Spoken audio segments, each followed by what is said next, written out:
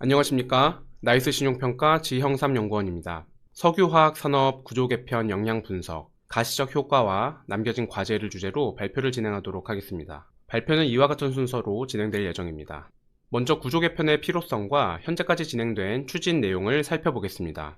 최근 국내 석유화학 산업에서는 정부 정책 지원과 기업 간 사업 재편을 중심으로 구조 개편 논의가 본격화되고 있습니다.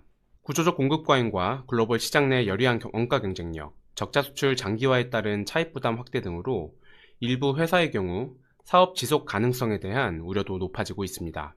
상호 경쟁 관계인 시장 구도를 고려하면 개별 기업 차원의 설비 가동 중단은 경쟁사의 반사 이익으로 이어지기 때문에 자율 조정만으로는 생산 설비 구조 조정이 쉽지 않습니다. 결국 현재의 구조 개편 논의는 단순한 업황 대응이 아니라 개별 기업 차원에서는 실행하기 어려운 공급 조정을 산업 차원에서 추진한다는 점에서 근본 구조 개편의 필요성이 존재한다고 판단합니다. 국내 석유화학 산업 구조 개편은 대산 산업단지를 시작으로 여수, 울산으로 확산되고 있습니다. 대산 산업단지에서 구체적인 사업 재편 사례가 가시화된 가운데 여수, 울산 등 주요 산업단지에서도 후속 구조 개편 방안이 논의되고 있습니다. 먼저 대산 산업단지는 올해 2월 롯데케미칼 대산 공장과 HD 현대케미칼의 사업 재편안이 승인되었습니다. 최소 연산 110만 톤의 NCC 설비를 가동 중단하고 이에 연동하여 범용 다운스트림 제품 일부의 생산도 축소할 예정인데요. 이번 사례는 단순한 지분 재편에 그치지 않고 실제 설비 감축과 생산 재배치를 수반한 국내 최초 사례라는 점에서, 그리고 향후 여수울산 구조 개편에서도 설비 통합, 저율 설비 운휴, 그리고 정책금융 지원이라는 구조 개편의 기본 틀을 유지할 가능성이 높다는 점에서 큰 의의가 있다고 봅니다. 두 번째로 여수 산업단지입니다. 여수는 국내 최대 규모의 NCC 설비가 밀집된 지역으로 현재 롯데케미칼, 여천NCC, 한화솔루션, DL케미칼 4사는 여수 석유화학 단지 내 공동 사업 재편 계획에 대해 승인 심사를 신청한 상태입니다. 재편 구조는 롯데케미칼 여수공장 일부를 물적 분할한 뒤 여천NCC와 합병하고 하나솔루션, DL케미칼이 일부 다운스트림 자산을 현물 출자하는 방식이며, 완료 시 3사가 여천NCC 지분을 각 3분의 1씩 보유하는 구조입니다.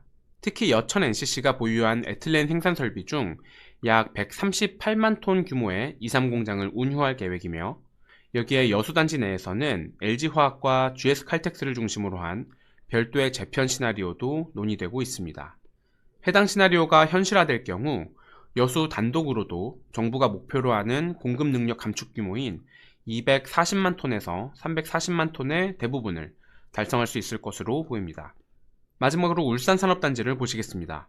울산 산업단지는 대한유화, SK지오센트릭, S-오일 등 주요 회사들이 구조 개편을 논의하고 있으나 현재까지 구체적인 감축안 합의에는 이르지 못한 상황입니다. 지연 배경으로는 상대적으로 양호한 가동률 등이 복합적으로 작용하고 있는 것으로 보입니다. 다만 샤인 프로젝트 가동 이후 업스트림 공급 부담이 크게 확대될 것이 예상되는 상황에서 기존 설비를 중심으로 한 후속 감축 논의가 이어질 것으로 보입니다. 구조 개편의 기본 방향은 NCC 가동 중단을 통한 기초유분 생산 능력 축소와 함께 다운스트림의 선별적 가동 조정 병행을 통한 사업 재편 효과 극대화입니다. 업스트림 구조 개편은 NCC 가동 축소 및 통폐합을 중심으로 비교적 유사한 방식으로 추진될 가능성이 높은 반면, 다운스트림은 회사별 제품 포트폴리오, 후속 공정과의 연계성, 단지별 생산 구조 차이에 따라 수익성과 공정상 중요도가 상이하여 구조 개편 양상이 보다 다양하게 나타날 것으로 보입니다. 이에 다음으로는 해당 구조 개편의 과정에서 기대되는 효과를 세부적으로 살펴보겠습니다. 먼저 적자성 수출 축소에 따른 손실 완화 효과가 기대됩니다. NCC는 공정 특성상 최소 가동률 이하로 가동률을 낮추기 어려우며 제품별 수요에 맞추어 선택적으로 생산량을 조절하는데 한계가 존재함에 따라 잉여 물량이 필연적으로 발생합니다.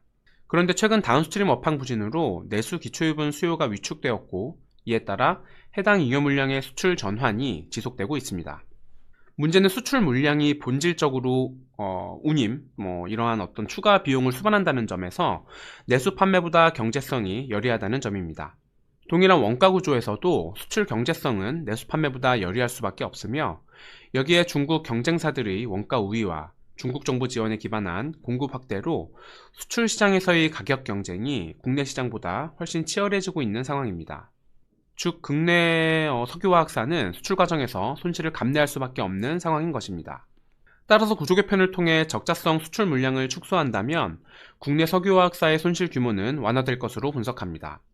2019년 이후 에틸렌 수출 가격은 내수 판매 가격 대비 약 5에서 10% 낮은 수준을 지속하고 있습니다. 중국을 비롯한 주요 수출 시장의 경쟁 강도가 내수 시장보다 높고, 특히 중국 기업의 원가 경쟁력 우위가 가격 형성에 영향을 미치고 있기 때문입니다. 또한 수출은 낮은 판매 단가 외에도 톤당 약 30에서 40달러 수준의 운임과 추가 부대 비용이 수반됩니다. 이에 따라 2023년에서 2025년 수출 물량 전부를 내수로 판매할 수 있었다고 가정할 경우 NCC 합산 영업손익은 연평균 약 2천억 원 수준의 개선이 가능했을 것으로 분석됩니다. 에틸렌 중심의 수급 개선 효과도 기대할 수 있습니다. 2025년 NCC 가동률은 에틸렌 78.8%, 프로필렌 76.1%로 낮은 수준입니다. 현재 논의 중인 개편안이 모두 현실화될 경우 S-오일 샤인 프로젝트를 감안해도 에틸렌 약 300만 톤, 프로필렌 약 200만 톤 감축이 가능합니다. 따라서 현재 생산량이 유지된다는 가정 아래 가동률을 추정하면 에틸렌 가동률은 100% 상회, 프로필렌도 90%를 웃도는 것으로 나타납니다. 그러나 이는 구조 개편 이후의 정상 운영 수준을 반영한 수치로 보기 어렵다는 한계가 존재합니다. 현재 NCC 생산에는 실수요 물량 외에도 최소 가동률 유지를 위한 잉여 생산이 포함되어 있기 때문입니다. 따라서 적자 수출 축소 및 내수 실수요 중심의 생산 재편을 전제로 가동률을 재산정하면 구조 개편 이후 에틸렌 가동률은 약 83% 수준으로 과잉 공급 완화와 적정 가동률 회복 측면에서 구조 개편 효과가 비교적 뚜렷하게 나타날 것으로 보입니다. 프로필렌의 경우에는 구조 개편 이후 가동률이 상대적으로 낮게 추정되었으나 이는 이번 분석에서 NCC 설비 조정분만을 반영하고 PDH 설비 가동 중단 가능성은 고려하지 않았기 때문입니다. 따라서 향후 PDH 설비를 포함한 추가 감축이 현실화될 경우 프로필렌 수급 및 가동률 역시 현재 전망치 대비 추가 개선될 수 있을 것으로 예상합니다. 한편 부정적 기대 효과 가능성도 존재합니다. 다운스트림 가동 조정이 NCC 감축 효과를 일부 상쇄할 수 있다는 점인데요. 석유화학 산업 구조 개편은 NCC 단독 감축으로 마무리되기보다 연계 다운스트림의 생산 조정과 함께 진행되고 있습니다. 기초유분 수급 불균형이 확대된 배경에는 기초유분 자체의 과잉 공급뿐만 아니라 이를 흡수하는 다운스트림 부문의 경쟁력 저하와 가동률 부진이 복합적으로 작용했기 때문입니다. 최근 주요 다운스트림 제품군의 가동률은 합성 고무를 제외하면 전반적으로 70%를 하회하는 수준을 보이고 있습니다. 이는 상당수의 범용 제품이 이미 한계 가동 상태에 근접해 있음을 보여줍니다. 이에 NCC 설비 감축이 본격화될 경우 각 기업들은 연계 다운스트림 가운데 경쟁력이 낮은 범용 설비를 중심으로 가동 조정을 검토할 가능성이 높은 것으로 판단합니다. 다만 다운스트림 제품별 조정 규모를 정량적으로 추정하는 데에는 한계가 존재합니다. NCC와 달리 다운스트림은 정부가 일률적으로 감축 규모를 제시하는 방식이 아니라 기업별, 단지별 자율조정을 통해 진행될 가능성이 높기 때문입니다. 그럼에도 불구하고 방향성 자체는 비교적 분명합니다. 우선적으로 범용 다운스트림의 구조조정을 집중할 가능성이 높습니다. 대표적인 범용 다운스트림 제품인 폴리에틸렌과 폴리프로필렌은 최근 가동률이 저하되는 가운데서도 수출 규모와 비중이 확대되고 있습니다. 이는 에틸렌 프로필렌과 마찬가지로 최소 가동률 유지를 위한 잉여 생산 물량이 수출로 출하된 결과로 보입니다. 이에 따라 구조 개편 과정에서는 해당 수출 물량이 우선 축소되면서 범용 폴리에틸렌 그리고 범용 폴리프로필렌의 생산량도 상당 부분 감소할 것으로 예상합니다. 이러한 PE와 PP의 감산은 NCC 입장에서는 에틸렌과 프로필렌의 유효 수요 감소로 이어집니다. 즉 다운스트림 구조 개편은 개별 유도품 생산 조정에 그치지 않고 NCC 가동률에도 추가적인 하방 압력으로 작용할 것으로 판단합니다. 향후 구조 개편 과정에서는 다운스트림에서도 범용 제품 중심의 선별적 가동 조정이 병행될 것으로 전망합니다. 다만 이러한 다운스트림 생산 축소는 NCC 입장에서는 제품 유효 수요 감소를 의미하며 이는 결국 기존 설비 축소 효과를 상쇄하는 부담 요인으로 작용할 가능성이 있습니다. 즉 현재 설비 감축 규모만으로는 중장기 수급 균형 확보에 한계가 있다는 의미이며 추가적인 사업 개편 필요성을 배제할 수는 없는 상황으로 판단합니다. 이러한 다운스트림 생산 축소는 NCC 가동률을 추가로 낮추며 최종적으로 에틸렌 73.9%, 프로필렌 76.6% 수준까지 가동률이 하락하는 것으로 추정됩니다. 이는 다운스트림의 자율 조정이 병행될 경우 현재 논의되는 업스트림 감축 규모만으로는 적정 가동률 확보가 충분하지 않다는 것을 의미합니다. 특히 에틸렌의 경우 추가로 약 80만 톤 내외의 감축 필요성이 발생할 수 있어 중장기적으로는 NCC 추가 폐쇄 가능성도 배제하기 어려운 것으로 판단합니다. 종합하면 이번 구조 개편은 업스트림의 공급 능력 축소를 통해 구조적 공급 과잉을 완화하고 다운스트림의 선별 조정을 통해 저수익 범용 제품 비중을 낮춘다는 점에서 산업 안정화와 수익성 개선에 일정 부분 기여할 것으로 판단합니다. 다만 다운스트림 조정이 기초유분 유효 수요를 추가로 낮추는 만큼 현재 논의되고 있는 감축 규모만으로는 중장기적인 수급 균형 확보에 한계가 존재할 수 있습니다. 구조 개편의 효과를 판단하기 위해서는 그 실행 과정에서 개별 기업에 나타날 수 있는 단기 부담 요인과 이에 대한 대응 능력도 함께 검토할 필요가 있습니다. 이에 다음으로는 구조 개편 과정의 부담 요인과 대응 전략에 대해 살펴보겠습니다. 구조 개편 과정에서 자산 손상 차손, 합병 관련 세금, 차입금 차환 부담 등 다양한 사업적 재무적 부담이 발생할 수 있습니다. 다만 정부의 정책금융 및 세제 지원 병행을 통해 이러한 부담은 상당 부분 완충될 것으로 예상합니다. 롯데케미칼, HD현대케미칼 사업 재편 사례에서도 롯데케미칼의 NCC 가동 중단에 따라 상당 규모의 자산 손상 차손이 발생하였으나 산업은행이 기존 차입금 중 최대 1조 원을 영구채로 전환하는 방식을 통해 단기 순손실 확대에 따른 자본 감소 영향을 완충할 것으로 예상됩니다. 즉 일회성 비용에 대해 각 비용의 발생 시점 및 원인에 대응하는 정책 지원이 병행될 경우 재무지표 및 실질적인 현금 흐름에 미치는 부담은 제한적일 것으로 판단합니다. 사업 재편 이후 대부분의 신설 NCC는 대기업 계열에 포함되어 있는 기존 법인과 달리 공동기업 형태일 것으로 보이며 이에 단독기업으로서의 유동성 대응력과 차환 기반에 대한 점검이 필요합니다. 특히 구조 개편 이후 추가 자금 소요 가능성까지 감안하면 초기 단계에서는 차환 부담과 유동성 대응 이슈가 부각될 수 있습니다. 먼저 은행 차입금 측면의 부담은 정책 금융 지원을 통해 대부분 통제 가능할 것으로 판단합니다.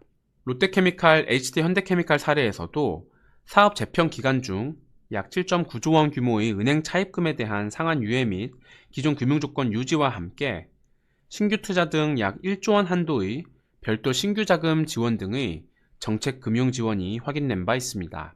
시장성 차입금의 차환 역시 신규 공동기업의 신용도만으로는 대응하기보다는 주주사의 출자 및 보증을 통해 보완될 가능성이 높습니다.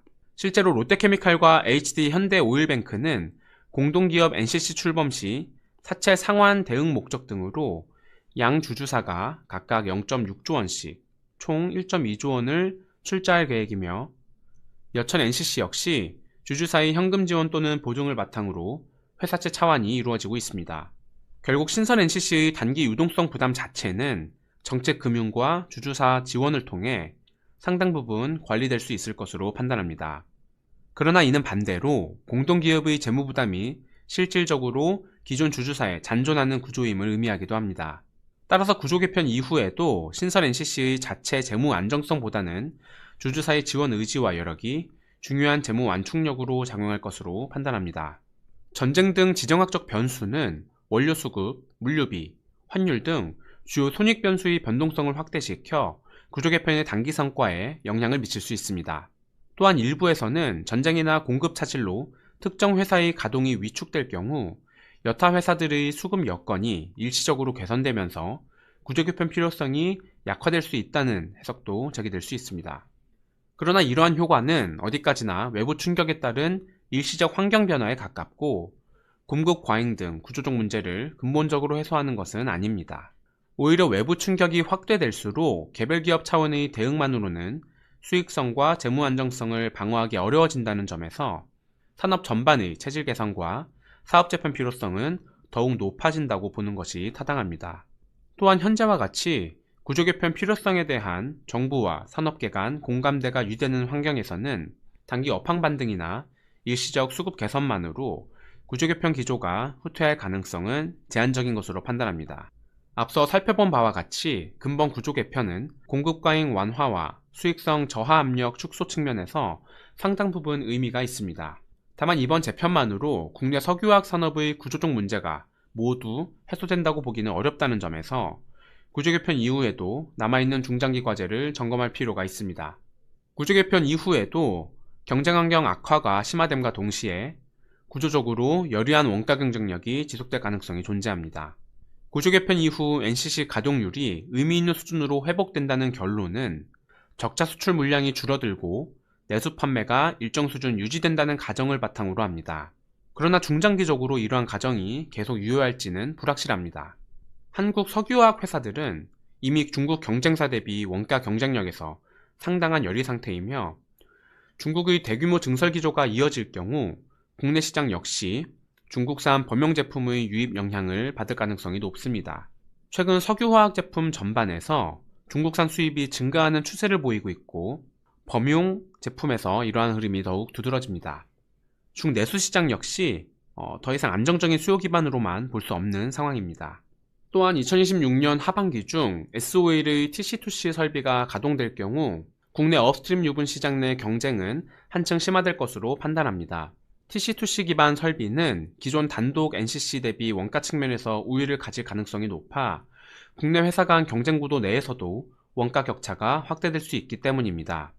특히 정유사와의 원료 연계가 없는 단독 NCC는 대외적으로는 중국산 제품, 대내적으로는 신규 저원가 설비의 진입이라는 이중 압박에 직면할 가능성이 높습니다.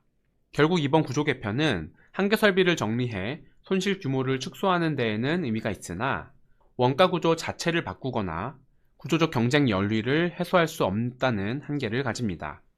현재 추진 중인 구조 개편 사례를 보면 신설 NCC로 이전하는 자사는 NCC, 범용 다운스트림 등 범용 설비에 집중되어 있는 반면 합성 고무 등 상대적으로 수익성이 양호한 제품의 생산 설비는 기존 주주사에 잔존하는 방식으로 진행하고 있음을 확인할 수 있습니다.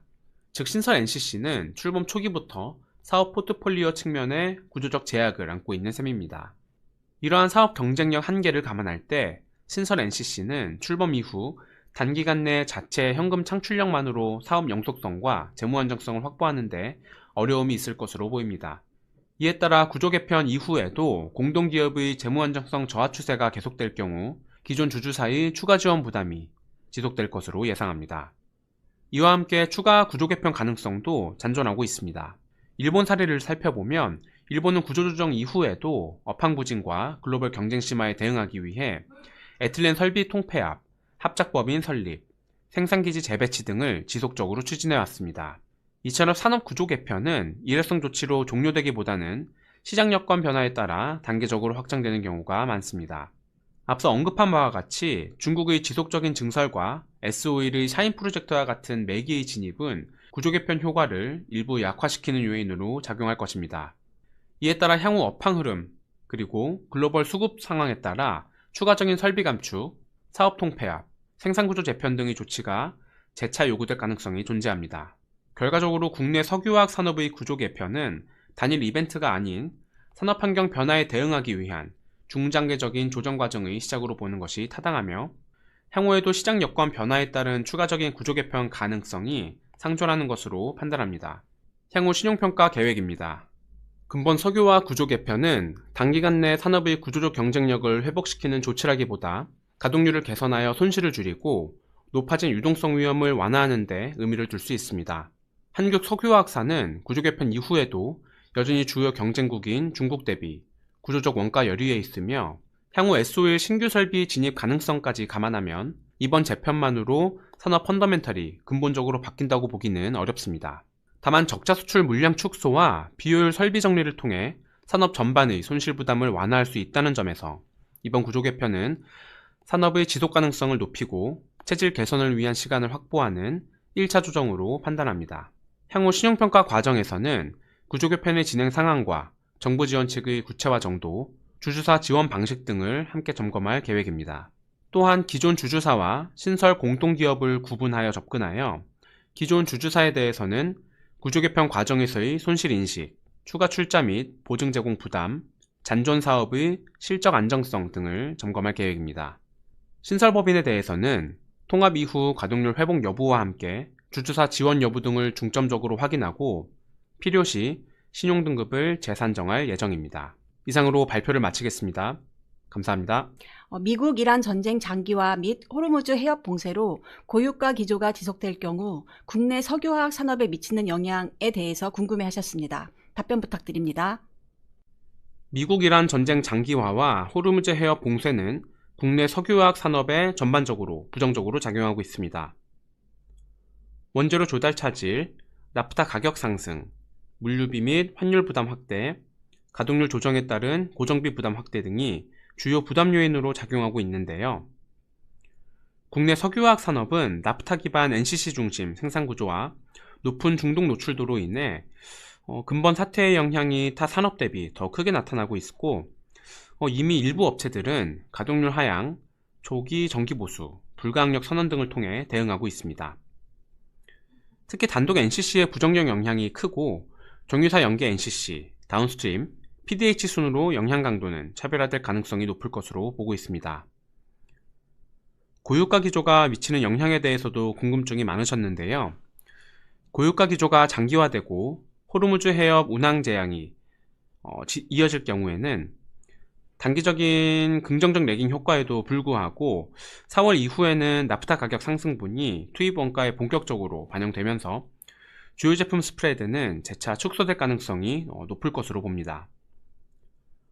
업황 부진 장기화로 이미 가동률이 상당히 낮은 상황에서 원가 부담까지 확대되면 산업 전반의 수익성과 현금 창출력은 추가로 저하될 가능성이 큰 것으로 좀 보고 있고요.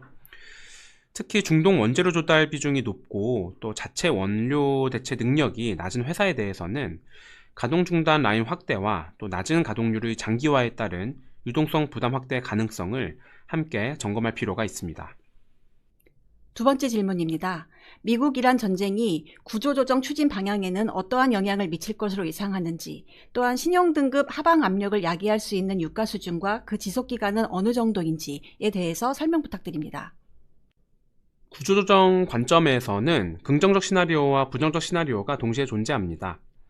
먼저 긍정적인 관점에서는 전쟁 장기화로 원재료 조달 차질과 비용 부담이 확대되면서 업계 전반의 구조조정 필요성에 대한 공감대가 강화되고 정부와 주주사 지원 아래 저율 설비 정리와 사업 재편이 더 빠르게 진전되는 경우입니다.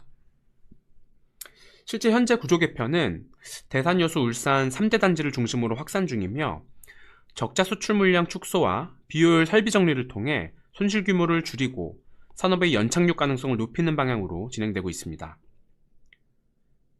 반면 부정적 영향이 확대될 경우엔 전쟁으로 인한 원가 상승, 물류 차질, 환율 부담이 구조 개편 효과를 상쇄하고 또 신설 공동기업의 유동성 부담 및 기존 주주사의 지원 부담까지 확대될 수 있습니다.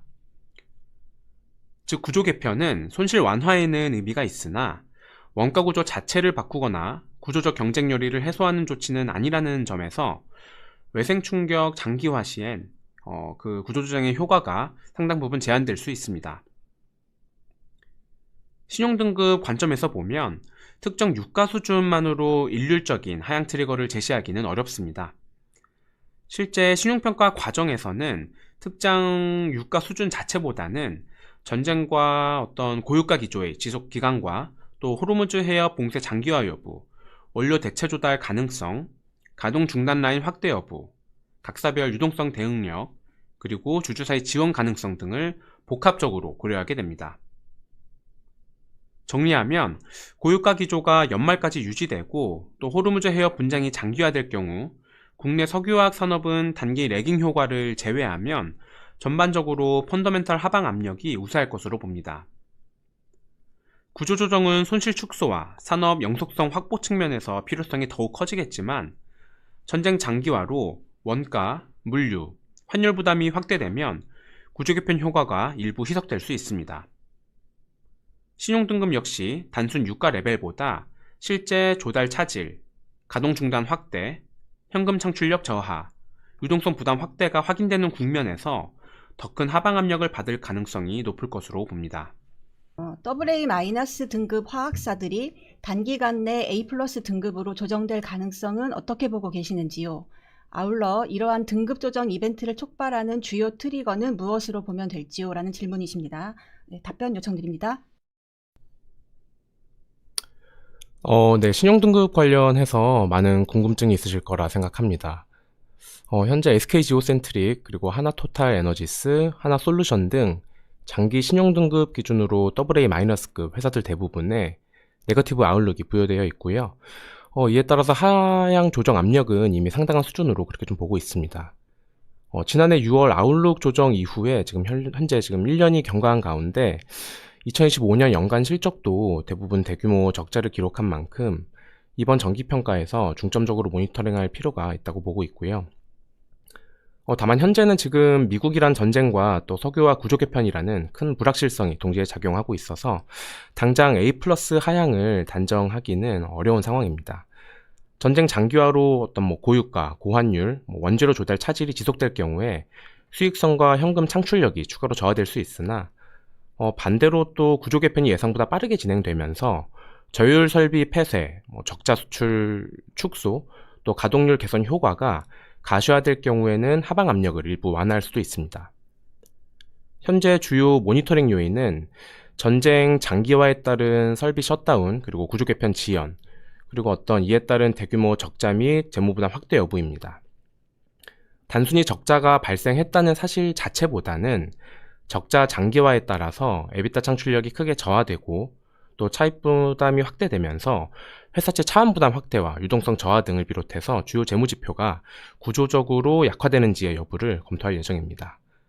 특히 고유가 기조가 장기간 지속될 경우 실제 원료 도입 차질과 또 공장 가동 중단의 현실화 여부 등에 따라서 신용도 하방 압력이 확대될 수 있기 때문에 면밀하게 모니터링할 예정입니다. 이상입니다.